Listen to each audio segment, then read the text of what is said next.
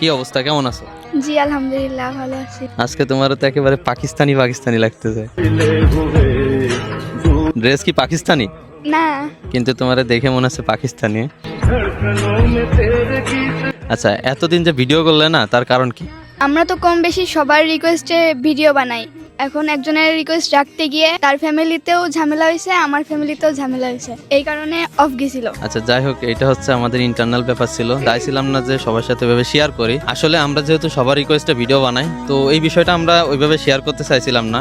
একজনের ফ্যামিলি প্রবলেমের কারণে ওর উপরে অনেক চাপ আসছে, দেন আমরা আসলে ভিডিও বানানো টোটালি অফ করে দিতে চাইছিলাম। আপনারা অনেক বেশি রিকোয়েস্ট করছেন যে ভিডিও করি, তাই আবারও ব্যাক আসলাম।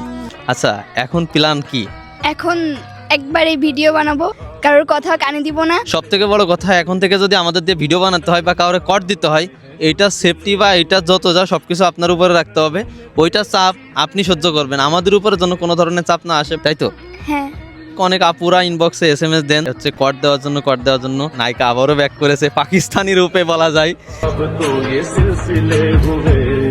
আচ্ছা, শর্মিলা এখন আসলে কি আগের থেকে চেঞ্জ হয়ে গেছে? কি জানি। শর্মিলা আগের থেকে অনেক সুন্দর হয়ে গেছে। আপনারা নজর দিচ্ছেন তো, এই জন্য আমার মুখে এই সব বের হচ্ছে, নজর দিয়েন না। অনেক প্রবাসী ভাই শুধুমাত্র একটা SMS করেন যে ভাই শর্মিলারে বিয়ে করব। আসলে শর্মিলা এত তাড়াতাড়ি বিয়ে করবে না, শর্মিলার বিয়ের এখনো অনেক দেরি। হ্যাঁ, এখনো 10 বছর।